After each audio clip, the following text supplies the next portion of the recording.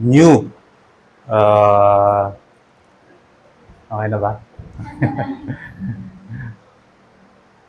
So, hindi na bago na maririnig niyo yung pangangaral ko.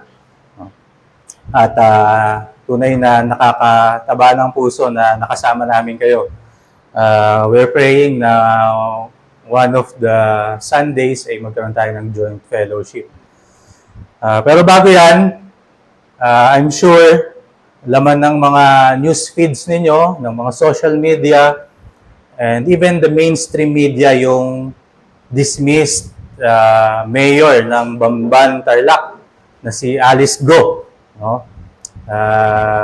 His face was invaded, the social media world was invaded by his face and his name.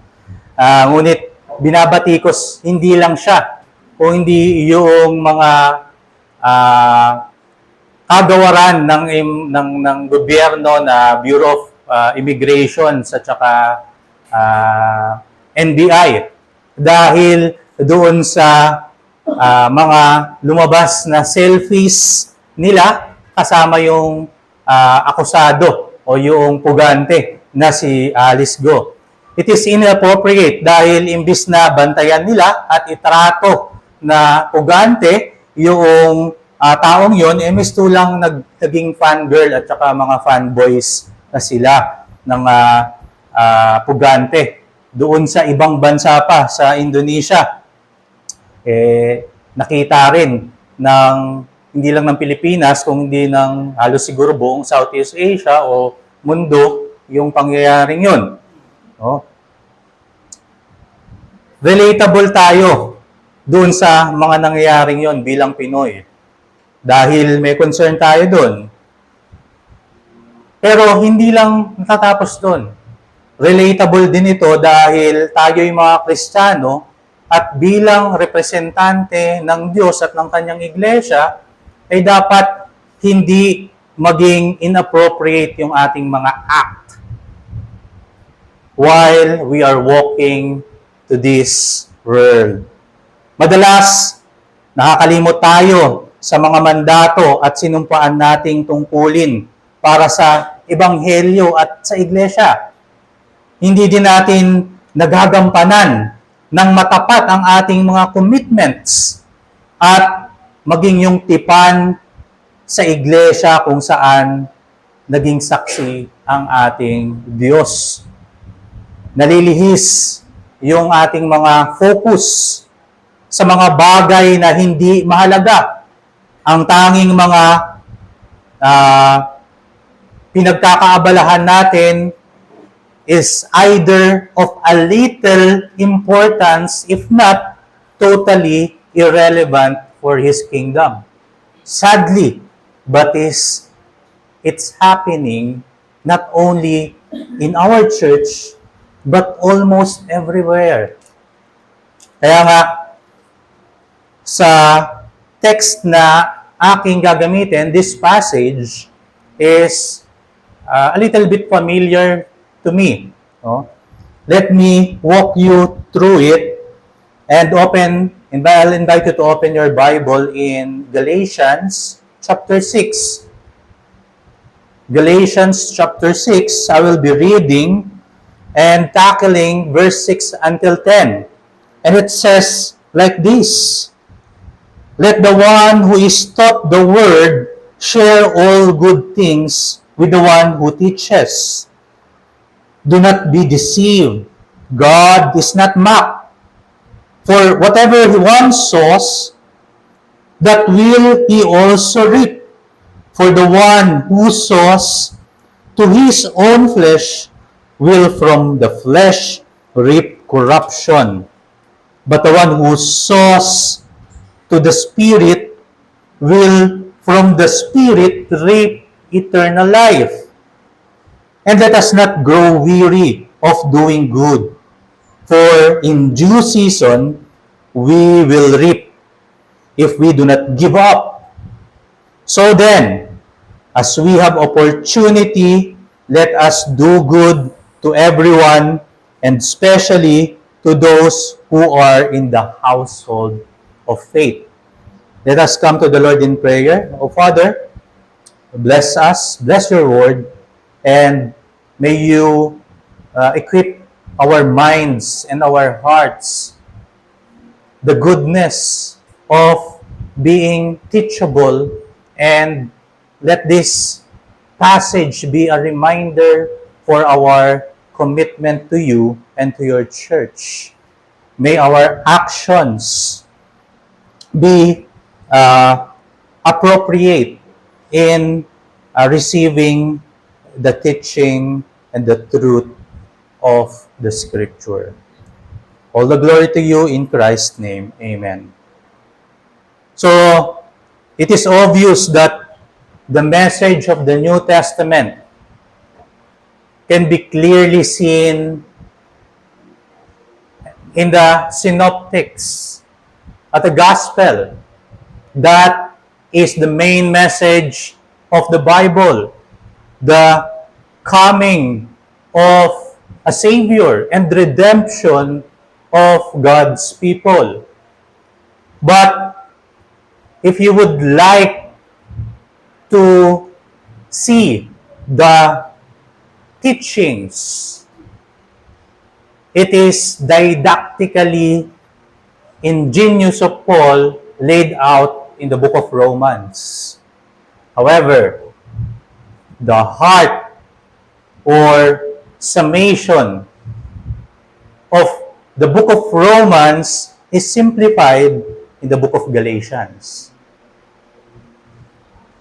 In Galatians, we can see that this is a highly theological book or epistle by the Apostle Paul. Not exhaustively like the book of Romans, but can be easily digested in its simple form. I consult Theological Interpretation of New Testament by John Riches, and he says, not only was it the foundational document of the Reformation, it was also wildly influential throughout the church history. Chrysostom, Jerome, and Augustine all composed commentary on it with a few decades apart and few hundred miles within each other. So, we can clearly see that Galatians is very relevant in the 4th and 5th century Christianity. Our heroes in faith that we have mentioned or that John Riches mentioned give a clear focus to the importance of the didactics of Galatians. Kahit sina Luther at si John Bunyan ay nagsulat ng yaman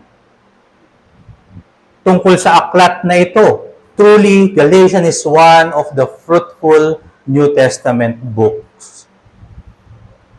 I mentioned to Brother Nico, I recall, when I first preached before you, that was April of 2022, I preached through the passages of Galatians chapter 2.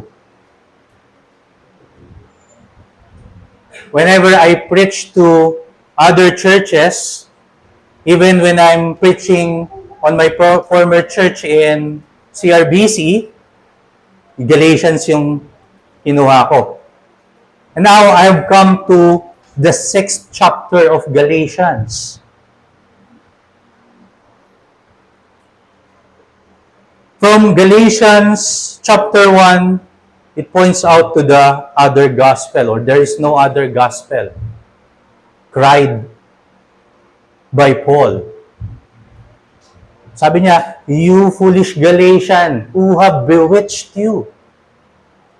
And in chapter 2, justification by faith is emphasized. In chapter 3, law and the gospel. In chapter 4, covenant redemption. 5, the free grace. But now, in this chapter, it is a little practical.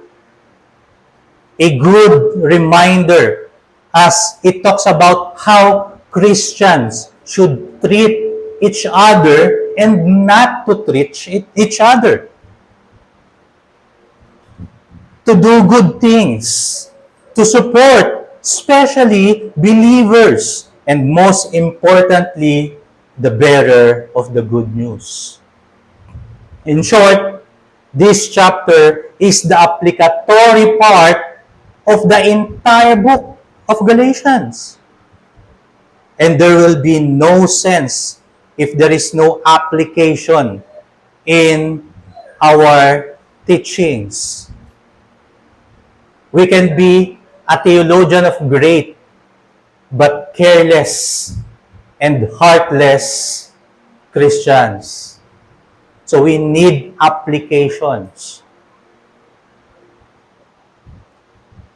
The epistle is reminding the church that above all, gospel should be her priority, that she should make every effort not only to maintain the ministry, but to prioritize it. That is the mandate of the church. That is the duty of every Christian.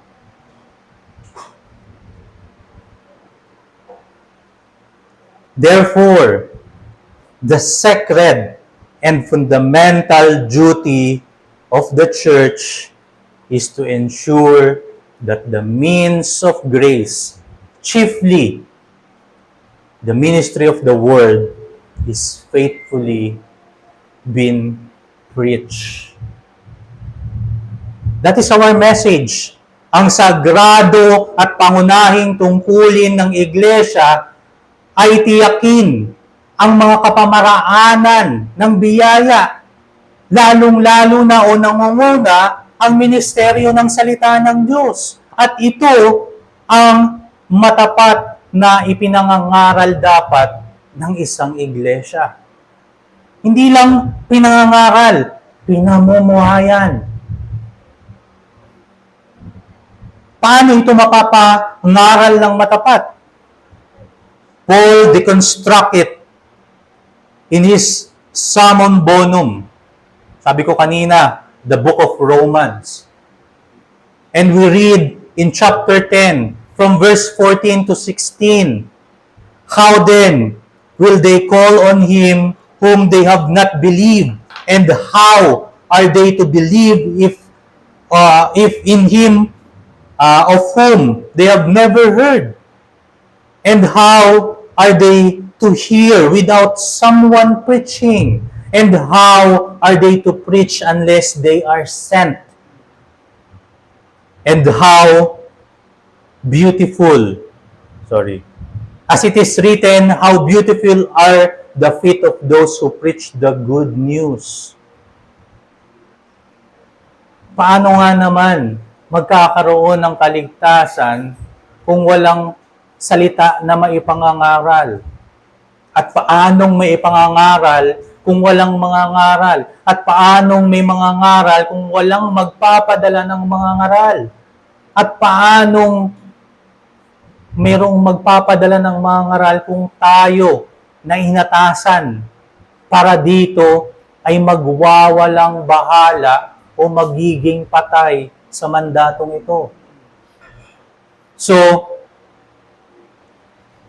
let us dissect this message into 2 points. First is to uphold the word through ministers. Itaguyod ang salita sa pamamagitan ng mga pastor. That is the message in verse 6 until verse 8. And if we go to verse 9 to 10,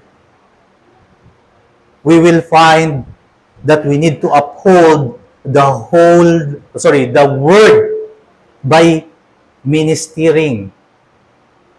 Itaguyod ang salita sa pamamagitan ng paglilingkod. Ministers and ministering. Mga pastor at mga lingkod at paglilingkod. Yan ang dapat nating tignan. Let us go on to the first point, uphold the word through ministers. Two things that we need to dig up here. First is to share. Koinoneo, meaning have fellowship with, to impart, to contribute. And the second thing that we need to look upon here is katakeo, to teach, where we get the word catechism from two individual word, kata and echo, that means to sound down into ears, literally. Ibulong, ipagsigawan, ipangaral. Ngayon, kung mayroong itinuturo, mayroong nagtuturo. Catechist and catechumen, if we would like to see it on that way. And the instruction in verse 6 was clear. Yung tinuturuan ng salita ay dapat magbahagi sa nagtuturo ng lahat ng mga bagay na mabuti. One of my new favorite pero classic is Lenski when it comes to New Testament commentaries. Kasi yung commentary niya is theological, didactic. No? Sabi niya dito sa commentary niya dito, not making him a fellow with oneself, but oneself a fellow with him. Sa madaling salita, hindi lang makisama o damayan lang, be in fellowship doon sa nagtuturo, kundi maging isa ang nagtuturo at tinuturuan. Yes, we are in fellowship with our pastor, with our teacher.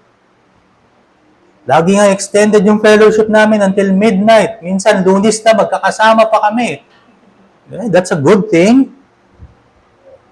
But, you know, in biblical culture, fellowship means table. Sa ating mga Pinoy, pareho din. Fellowship means food, drinking. When it says we should be one, we should be in fellowship, we should contribute, we should share, practically it means dapat kung anong kinakain ng mga membro, yun din ang kinakain ng mga nagtuturo. Kung ano ang kinakain ng pastor, yun din sana ang kinakain ng mga membro. Hindi yung mas mataas yung isa, mas mababa yung isa. Both, vice versa. Parang it is off if we are enjoying 3 square meal a day, tapos nakita natin yung pastor natin, hindi man lang nag-aalmusal o nag-aapunan, tanghalian na lang. Pero, it will be sinful to the part of pastor kung ang ulam niya ay puro karne at yung ulam ng mga miyembro niya chichirya lang. So, it should be in fellowship. Share the good things. Pero, the charge here, doon sa tinuturuan. Kayong mga tumatanggap ng pagpapala, ng pagtuturo at tinuturuan, pagkalooban nyo ng biyaya ng mga magaganda at mabubuting bagay yung nagtuturo sa inyo. Paul here was not speaking for his behalf personally, rather for the welfare of the fellow ministers that he give to the churches of Asia Minor. We see there should be a balance when it comes to reading this teaching. Paul also charged Timothy and Titus to be modest in lifestyle. not as a master, but as a fellow servant. And it goes back on the other side. Those who are being ministered, Paul is not saying that you should live in poverty, in chastity, in ascetic life. No. But to bless those who are being used to care for your souls. On 2 Corinthians chapter 11, verse 7 and following, several times Paul refused the support of Corinth due to the generous support that he received from the church in Macedonia, as they gave even above on what they can bear, above on their means. And for that, Paul commended them. Hindi naman mga gahaman ang mga nagtuturo na, o kailangan bigyan niyo ako ng ganito, bigyan niyo ako ng ganyan. Rather, the point here, Paul know to live in abundance and to live in need. And the way to support himself, sometimes he does in Acts 8:3 by tent making with Aquila and Priscilla.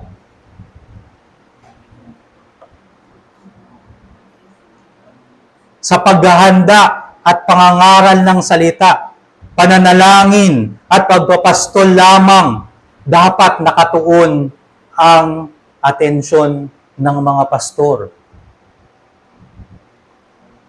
Even the confession is telling us not should be in the secular life or works. Bakit? Kaagaw yun. We don't want that. You should not desire that.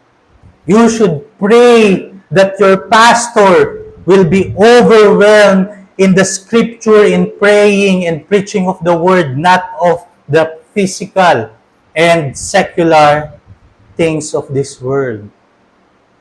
Several Christian generations before us understand this seriously and does not take lightly the needs of the church.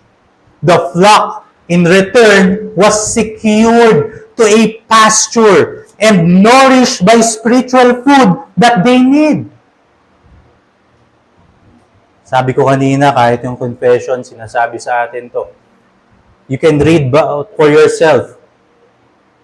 In chapter 26, dun sa binasa natin kanina, 26, pero 15, balik kayo ng 5 article.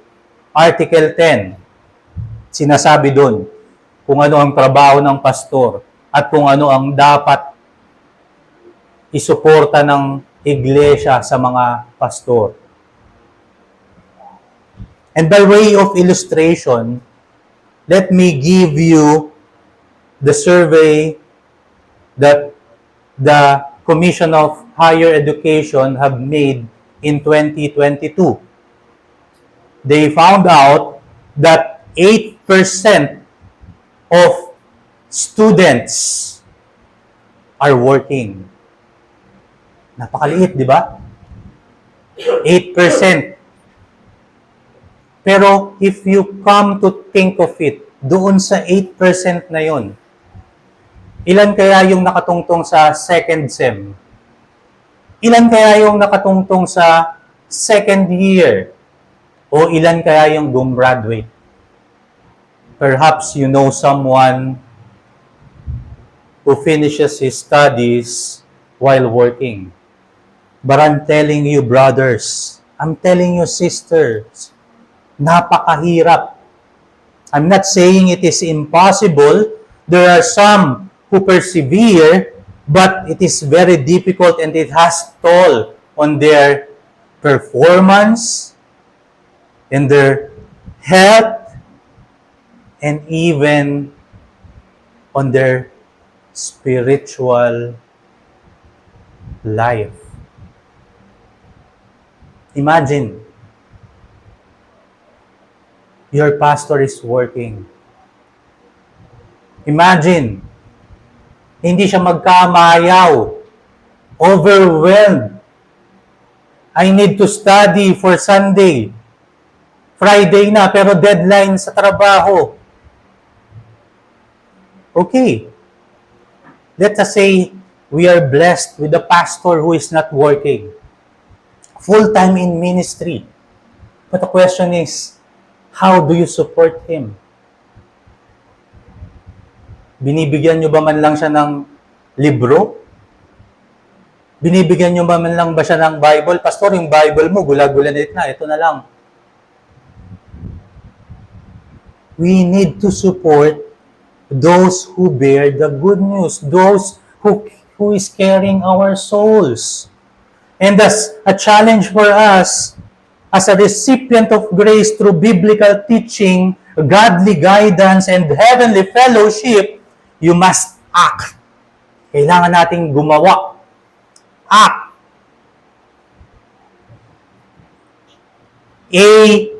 Acknowledge and thank God who raised faithful and selfless men in this church who are willing to give and use their lives and their gifts for your edification, for your sanctification, and for the proclamation of the gospel. C is to commit to the needs of your pastor. Huwag niyong hayaang magkaroon kayo ng kaagaw sa kanya maliban sa Diyos. Your pastor need to spend most, if not all, of his energies and times in prayer and in preaching, even to the preparation of it. T, turn away from the stereotype church mentality that as long as I come every Sunday, as long as I pay my tithes, as long as I attend anniversaries or year-end gatherings, as long as I like the post, share it, follow my pastor, my church in social media, that's okay. Don't be so naive. Kumakain yung pastor nyo. Kailangan niya yun. Your involvement does not stop on those things. You are not your own, as Paul says, because you were bought at a price. Glorify God through your life as a part of this body, of this church. Church must be united in godly and spiritual things. Hindi puro fellowship lang, hangout and happenings. Act. Church, you need to act. John Bunyan, yes, he is known from his allegory, The Pilgrim's Progress. But after his imprisonment due to the act of nonconformity, he dedicated his life in writing and ministering the word. He was a pastor at Medford in Britain. And he stayed until his death as their pastor. Alam niyo ang nakakalungkot?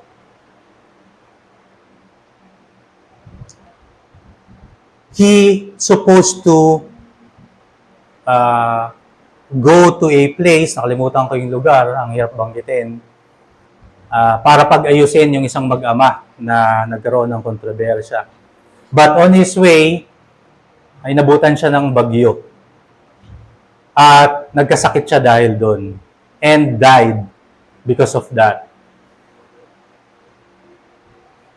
Iniwan niya yung kanyang asawa with a total or gross state of 42 pounds and 19 cents. Nakakalungkot. Yun lang ang pagmamayari ni John Bunyan. Napakalaki nung isinulat niyang allegory. Sikat na sikat. Kilala hindi lamang sa Inglaterra, buong Europa. Pero yung laman ng kanyang bangko o yung ari-arian niya, 42.19 pounds. In today's currency, it is only 5,200 pounds. Sa pera natin, 380,000. Hindi ka man lang makakabili ng matinong bahay o disenteng sasakyan para doon. Yes, may bahay siya. But the clear picture here, why we're stating this case, even your pastor, hindi sila nagrereklamo kung ano ang meron sila, be sensitive enough to look at them, to care for them.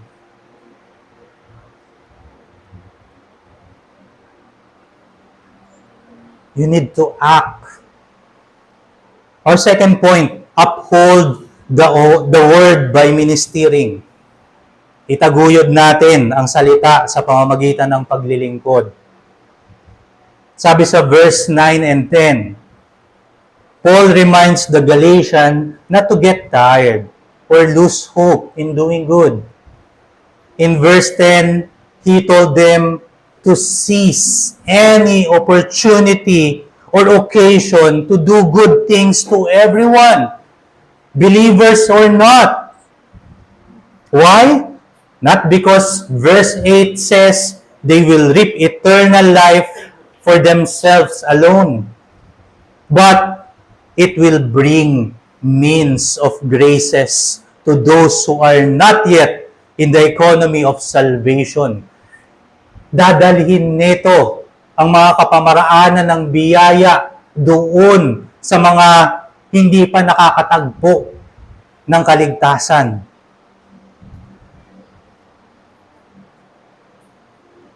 There are two groups mentioned in verse 10. Everyone, or sa ibang translation, all. And second, household. Household of what? Household of faith. Household of faith, yung members of God. Everyone simply means all or every kind. So lahat. So we need to care. No? We need to serve lahat.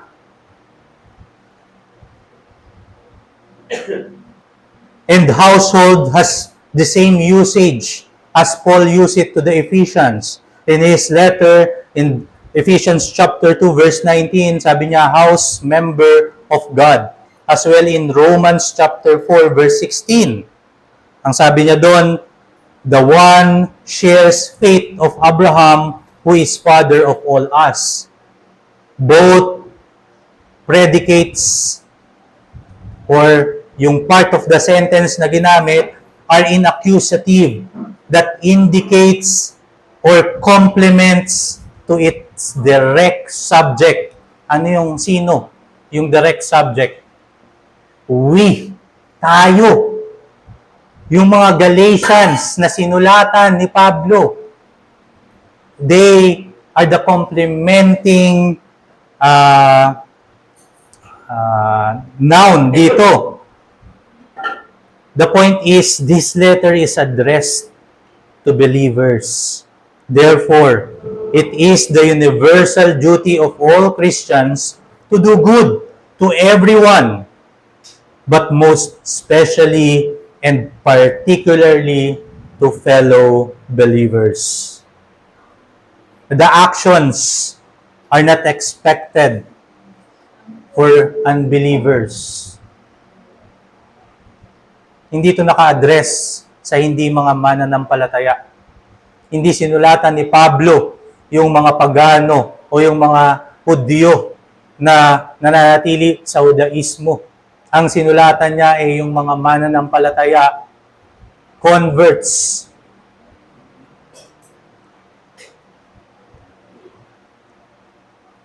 However, the actions are not expected from unbelievers, yes, they also might possess and emanate good deeds. Pwede silang gumawa ng mga mabubuti at magagandang bagay. However, it will vary to the motive. Unbelievers do charitable deeds to feel good, to make a name for themselves. Nakita natin yan sa mga ospital, sa mga eskwelahan, sa mga arko. Nakita natin yan sa mga tulay. For their own reasons, they are doing that. But on the other hand, we, the Christians, our motives, our motivation should be always for the exaltation and glorification of God. One can truly serve and bless other by looking unto Jesus, who is the servant God that makes our salvation possible. So we should commit ourselves in doing good. Hindi lang yung charitable deeds, but the act that is being expected to Christians, driven by the thought of men perishing in hell, compelled by compassion, our Christian ancestors not only provide temporal needs to the heathens and to the pagans, but delivered the most beautiful and necessary good news of the cross. Walang halaga yung bigyan natin sila ng pagkain, medikal na mga serbisyo, mga gamit. Kung after a day, 2, or a month, wala na yon. They need the everlasting food, the everlasting life through the Scriptures. So let us be part of the church who uphold the word through ministers. By ministering, we should be a ministers as well in our own very little way. Actually, itong mga binanggit natin na mga nagpakalat ng salita ng Diyos, hindi lang nila sinis yung opportunity na dumating sa kanila. Hindi lang yung may nakasalubong sila na mga hindi mananampalataya. Have you heard about Jesus? Hindi lang ganon. They went out to share the gospel. Rather than taking the opportunity, they make opportunities that the gospel will be preached to the unsaved. Yan yung pinagmulan ng Baptist mission. That's why Baptists are the first missionaries. One of the most important literature of our world, both ancient and modern, is the classic poem of Homer, Iliad and Odyssey. It was a 2-part series, Iliad, and then second is Odyssey. On its first, Iliad, aside from the demigod Achilles, kilala natin si Achilles, diba? There is another known character named Odysseus. He is a fine warrior and the cleverest of Achaean commander. And as the Trojan War continues for a decade, they see that they're wasting not only their time, strength, even their resources and men. Namamatay. Paano nila sasagupain yung guarded and reinforced fortress of Troy? So itong si Odysseus, on his cleverness, created what? Trojan horse. They build the Trojan horse. Ano naman sa atin ngayon? As a church and individual believers, we could learn something from this. While maintaining the scripture as our main weapon and strength, we should also find the Trojan horse that will advance the kingdom of God as well as our personal Christian living. Do not just seize opportunity, make opportunities for the gospel. You will be guided and provided by the grace of the Lord. As a challenge for us, bilang isang iglesia, itaguyod ninyo ang mga mandato sa atin ng Panginoon. Again, we need to act. Aspire to do intrinsically good to all. Intrinsically. This does not mean to be slave or maging martir tayo sa mga hindi mananampalataya o sa lahat ng tao, maging utu-uto. No, I'm not saying that. Rather, do good for their souls, even it will mean to offend them, to call out their wrongdoings and sins.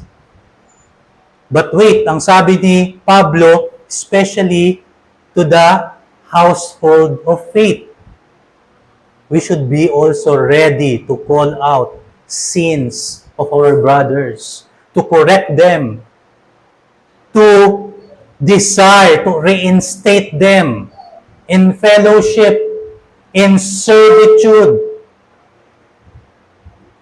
We should aspire to do intrinsically good to all, especially to the believers, especially to our brothers, especially to our church mates. C, credit it to God. Do not steal the glory from God in doing so. If you are blessed to bless other, gifted to do good things to other, give back the glory, credit to God. Please do it with intention of exalting the name of Jesus Christ. And T, with thanksgiving. Thank God for sustaining you in your Christian life and representing His kingdom, being a part of His church. Brothers, let your servitude be fueled by sacrifices made and given to us by the spotless Lamb of God, who is hanged on the cross.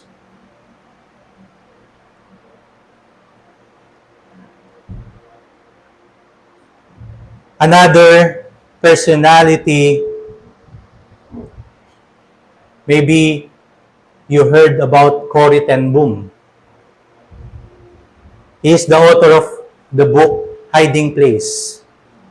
And it was adapted in a film in 1982 yata, something na ganon. During World War II, the ten Boom family opened their house to harbor the persecuted Jews in the Netherlands. Alam naman natin na pinapatay ng mga Nazi yung mga Hudyo noong World War II. By doing this, they're risking their own life and welfare. Even their rations. Kasi may ration lang ng pagkain sa gera eh. So pinagkakasya nila yung rason para dapat sa pamilya nila, kasama yung mga pinatuloy nila dun sa bahay nila. Pwede naman nilang gawin yon. Hindi dahil mga Kristiyano. Pwede namang hindi nila gawin yon dahil hindi naman mga Kristiyano yung mga pinapersecute o yung mga pinapatay. Hindi rin mga pagans or unbelievers. But still they do it. Perhaps the reasoning of Paul in his letter in Galatians chapter 3 verse 28 have a reason why they have done this. Paul says, there is neither Jews nor Greeks, nor slaves nor free, nor male and female. But if we ask to follow that, if we would like to be in par of that passage, we certainly for a fact ought to do good, especially unto them who are to the household, belong to the household of faith, of God. Kailangan nating gumawa. We should act as we are expected as a Christian